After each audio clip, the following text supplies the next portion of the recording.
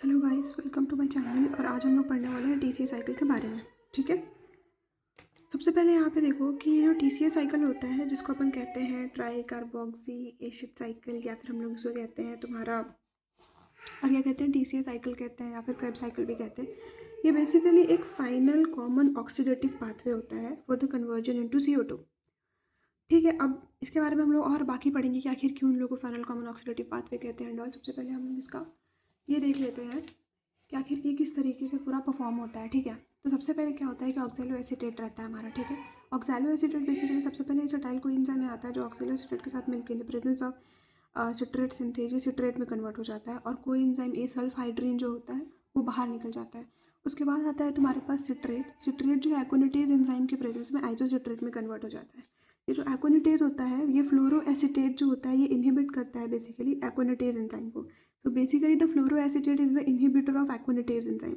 उसके बाद जो तुम्हारा आइसोसिट्रेट होता है वो तुम्हारा ऑक्सैलोसक्सिनेट में कन्वर्ट हो जाता है in the presence of isocitrate dehydrogenase. और ये जब कन्वर्ट हो रहा होता है उस समय NADH प्लस H प्लस का फॉर्मेशन होता है। उसके बाद ऑक्सैलोसक्सिनेट जो होता है वो कन्वर्ट हो जाता है तुम्हारा अल्फा कीटोग्लूटारेट में in the presence of isocitrate dehydrogenase. तो ये दोनों के दोनों एंजाइम सेम है, जब आइसोसिट्रेट ऑक्सैलोसक्सिनेट में कन्वर्ट हो रहा था और दूसरा जब ऑक्सैलोसक्सिनेट तुम्हारा अल्फा कीटोग्लूटारेट में कन्वर्ट हो रहा है। जब आइसोसिट्रेट डिहाइड्रोजनेज के प्रेजेंस में CO2 बाहर निकल जाता है, यहाँ पे जो अल्फा कीटोग्लूटारेट का जो इनहिबिटर है वो आर्सेनाइड होता है। तो आर्सेनाइड जो होता है बेसिकली ये एक इनहिबिटर होता है किसका, अल्फा कीटोग्लूटारेट का। अब यहाँ पे क्या होता है कि जो तुम्हारा अल्फा कीटोग्लूटारेट है वो तुम्हारा कन्वर्ट हो जाता है सक्सिनाइल कोएंजाइम ए में। किसमें कन्वर्ट हो रहा है तुम्हारा, सक्सिनाइल कोएंजाइम ए में। यहाँ पे क्या होता है बेसिकली, यहाँ पे भी एक एंजाइम यूज़ होता है, वो होता है तुम्हारा अल्फा कीटोग्लूटारेट डिहाइड्रोजनेज, जो कि हम लोग यहाँ पे लिख लेंगे।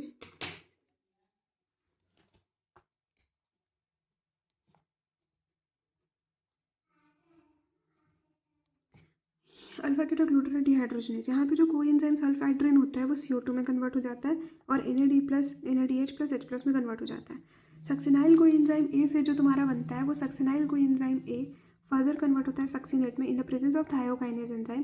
कोएंजाइम ए सल्फाइड्रिन जो होता है बाहर निकल जाता है, GTP में कन्वर्ट हो जाता है। उसके बाद आता है यहाँ पे सक्सिनेट। सक्सिनेट जो बेसिकली होता है वो सक्सिनेट डिहाइड्रोजनेज के प्रेजेंस में फ्यूमरेट में कन्वर्ट हो जाता है। यहाँ पे FAD कन्वर्ट हो जाता है FADH2 में। यहाँ पे जो तुम्हारा सक्सिनेट डिहाइड्रोजनेज है ये इनहिबिटेड होता है तुम्हारा मैलोनेट की वजह से। फिर उसके बाद हमारा जो फ्यूमरेट होता है, ये मैलोनेट हमने पहले भी 12th क्लास में 11th क्लास में पढ़ रखा है, मैलोनेट के कॉम्पिटिटिव नॉन कॉम्पिटिटिव इनहिबिशन वाले पार्ट में। ये फ्यूमरेट जो होता है फ्यूमरेज के प्रेजेंस में मैलेट में कन्वर्ट हो जाता है, यहाँ पे H2O भी आता है। फिर मैलेट जो होता है मैलेट डिहाइड्रोजनेज के प्रेजेंस में ऑक्सैलो एसीटेट में कन्वर्ट हो जाता है। यहाँ पे NAD plus NADH plus H plus बनता है। तो कहाँ कहाँ पे कौन कौन सा कितना बार हमारा NAD प्लस और NADH प्लस H प्लस मतलब NAD प्लस से NADH प्लस H प्लस बन रहा है। तो पहला होगा तुम्हारा यहाँ पे जब आइसोसिट्रेट तुम्हारा आइसोसिट्रेट डिहाइड्रोजनेज के प्रेजेंस में ऑक्सैलोसक्सिनेट में कन्वर्ट हो रहा था पहला। फिर उसके बाद तुम्हारा दूसरा हो रहा है कब, जब तुम्हारा अल्फा कीटोग्लूटारेट तुम्हारा सक्सिनाइल कोएंजाइम में कन्वर्ट हो रहा था दूसरा। तीसरा तुम्हारा कब हो रहा है, जब तुम्हारा मैलेट जो है बेसिकली वो ऑक्सैलो एसीटेट में कन्वर्ट हो रहा था तो हो रहा है। तो ये हो जाएगा तुम्हारा तीसरा। FAD से FADH2 कन्वर्ट होता है तुम्हारा एक ही जगह पे सिर्फ, और वो होता है कब, जब तुम्हारा मतलब सक्सिनेट जब फ्यूमरेट में कन्वर्ट हो रहा होता है ये FADH2। GTP से GTP तभी बनता है, एक बार ही बन रहा है। ये सारी चीज़ें याद रखना, और एक याद रखना कि CO2 ही हमारा मेन है। तो CO2 यहाँ पे निकल रहा, कहाँ पे निकल रहा है याद रखना, ऑक्सैलोसक्सिनेट अल्फा कीटोग्लूटारेट में जब वो जा रहा होता है तो वो CO2 में कन्वर्ट हो जाता है। उसके बाद हम लोग इसके एनर्जेटिक्स की बात करते हैं। यहाँ पे हमने देखा कि 3 जगह पे तुम्हारा NADH निकल रहा है, राइट। तो 3 NADH, एक NADH कितना रिलीज करता है 2.5 ATP, मतलब टोटल ATP 7.5 ATP। एक FADH2 कितना रिलीज करता है 1.5 ATP। एक GTP तुम्हारा 1 ATP देता है। तो टोटल कितना ATP क्रेब साइकिल से आता है, टोटल 10 ATP आता है। अब इसके बारे में हम लोग थोड़ा मोड़ा कुछ पॉइंट्स पढ़ लेते हैं इंपॉर्टेंट जो है। बेसिकली जो हमारा क्रेब साइकिल होता है ये एक फाइनल कॉमन ऑक्सीडेटिव पाथवे होता है for the conversion into the CO2। इसका मतलब क्या है कि चाहे कोई भी तुम सब्सटेंस खाते हो, हम लोग क्या खाते हैं, या तो कार्बोहाइड्रेट, फैट्स और प्रोटीन में वो टूट जाता है, राइट। मतलब जो भी हम लोग ले रहे हैं बेसिकली, जैसे कार्बोहाइड्रेट लेते हैं, फैट लेते हैं, या फिर प्रोटीन लेते हैं, तो ये सारा का सारा जो है ना वो TCA साइकिल में एंटर करता है। बेसिकली वो ये बोलना चाह रहा है। और वो फिर CO2 में कन्वर्ट हो जाता है। जैसे कि अगर तुम कार्बोहाइड्रेट खा रहे हो तो वो सबसे पहले पायरूवेट में कन्वर्ट होता है, फिर पायरूवेट से तुम्हारा एसिटाइल कोएंजाइम है, फिर TCA साइकिल में एंटर कर जाता है एसिटाइल कोएंजाइम के थ्रू, और फिर उसके बाद तुम्हारा CO2 बन जाता है। फैट तुम्हारा फैटी एसिड से एसिटाइल कोएंजाइम में फिर TCA साइकिल में एंटर करेगा, CO2 बना देगा। प्रोटीन तुम्हारा अमाइनो एसिड में फिर अमाइनो एसिड बनने के बाद वो TCA के इंटरमीडिएट्स में घुसता है। ये हमने पढ़ा है ग्लूकोनियोजेनेसिस में किस तरीके से प्रोटीन का जो अमाइनो एसिड है वो किस तरीके से तुम्हारा TCA साइकिल में घुसता है। उसके बाद TCA इंटरमीडिएट बनाकर फिर CO2 रिलीज़ करा देता है। ये फाइनल कॉमन पाथवे इसलिए होता है क्योंकि यहाँ पे सारे के सारे मेजर न्यूट्रिएंट्स जो होते हैं वो मिलते हैं ताकि कंप्लीट ऑक्सीडेशन हो सके। तो basically final common oxidative pathway इसको इसलिए कहा गया है क्योंकि चाहे तुम्हारा कुछ भी हो, चाहे तक कार्बोहाइड्रेट हो, चाहे प्रोटीन हो या फैट्स हो, वो सारे के सारे TCA साइकिल में एंटर कर रहे हैं और CO2 में कन्वर्ट हो रहा है, और ये मैंने दिखा भी दिया है क्यों। दूसरा है कि कैटलिस्ट, यहाँ पे कहा गया है कि जो कैटलिस्ट है तुम्हारा oxaloacetate for the conversion of fat into energy. Basically हम लोग ऑक्सैलोएसीटेट को कैटलिस्ट क्यों बोलते हैं? ऑक्सैलोएसीटेट यहाँ पे कैटलिस्ट की तरह एक्ट करता है, ऐसा क्यों है?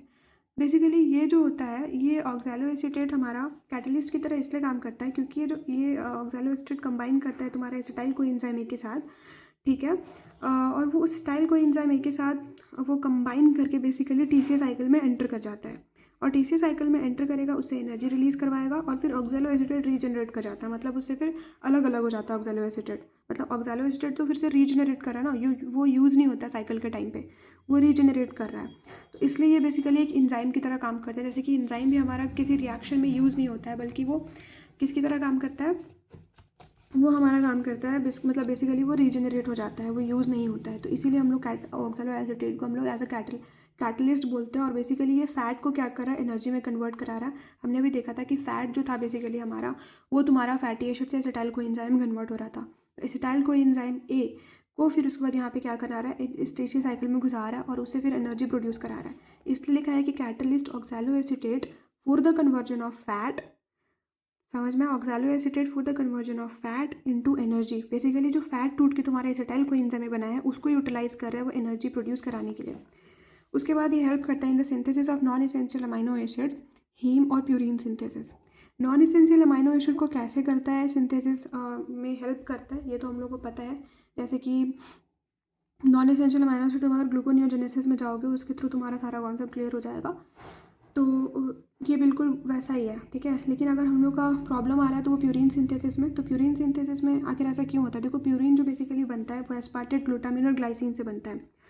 और ये जो तुम्हारा होता है क्रेब्स साइकिल, इसके थ्रू हम लोग को एस्पार्टेट और ग्लूटामिन और ग्लाइसिन मिलता है बेसिकली, ठीक है। जैसे इसने बोला भी है कि नॉन एसेंशियल अमाइनो एसिड को सिंथेसिस करने में हेल्प कर रहा है। तो ये तीनों मिलके फिर प्यूरिन बनाता है, तो इनडायरेक्टली ये प्यूरिन के सिंथेसिस में हेल्प करता है। दूसरा है हीम सिंथेसिस। हीम सिंथेसिस का पहला स्टेप ये होता है कि सक्सिनाइल कोएंजाइम में ग्लाइसिन के साथ मिलकर तुम्हारा पूरा स्टार्ट होता है हीम का सिंथेसिस। तो ये सारा का सारा जो तुम्हारा सक्सिनाइल कोएंजाइम है ग्लाइसिन में, तो सक्सिनाइल कोएंजाइम आया कहाँ से? TCA साइकिल से। तो याद रखना कि ये हेल्प करता है synthesis of essential non essential amino acid में, हीम में और प्यूरिन्स को बनाने में हेल्प करता है बेसिकली।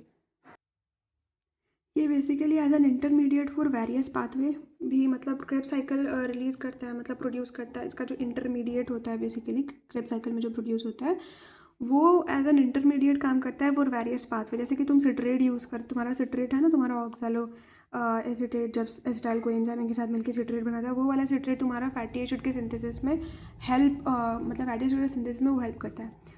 तो यहाँ पे क्या कर रहा है, ये एक्ट कर रहा है, मतलब वो जो इंटरमीडिएट है इसका सिट्रेट, वो एक्चुअल में पाथवे में यूज़ हो रहा है। और कौन सा पाथवे? फैटी एसिड सिंथेसिस में। ये से प्रूव हो गया। फिर रेगुलेशंस की बात करेंगे तो रेगुलेशन डिपेंड करता है कि कितना सबस्ट्रेट अवेलेबल है।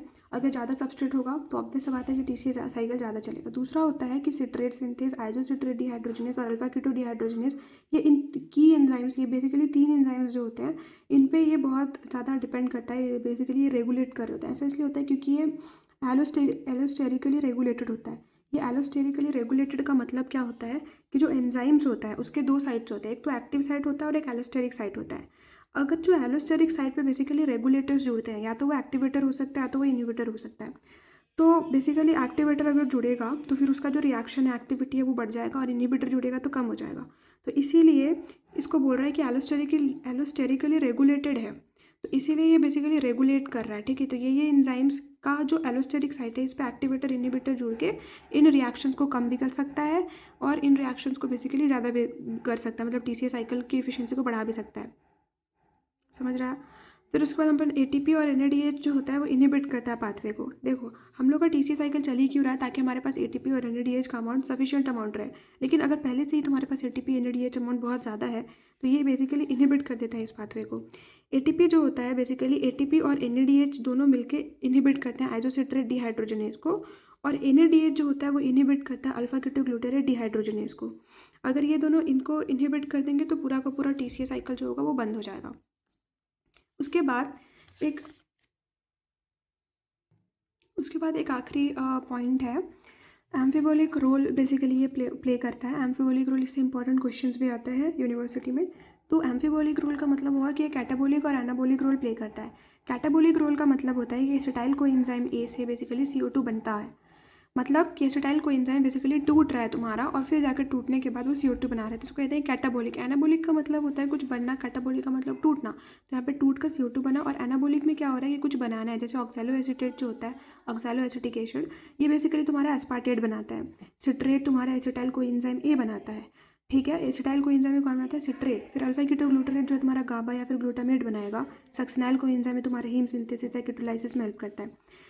उसके बाद तुम्हारा अगर हम लोग बात करेंगे तो एनाप्लूरेटिक रिएक्शन की बात करते हैं। एनाप्लूरेटिक रिएक्शन का मतलब क्या होता है कि जो हमारा इंटरमीडिएट से टीसीए साइकिल का उसको रिप्लेनिश करना, उसको बनाना बेसिकली। ठीक है, जैसे कि पायरुवेट जो होता है वो ऑक्सैलो एसीटेट को बनाता है, तो क्या बना रहा है ये, इसके इंटरमीडिएट जो है टीसीए साइकिल को उसको बना रहा है बेसिकली। ठीक है, उसको रिप्लेनिश कर रहा है। यूरिया साइकिल जो होता है बेसिकली जो फ्यूमेरेट को बनाता है, और पायरुवेट जो है मैलेट को।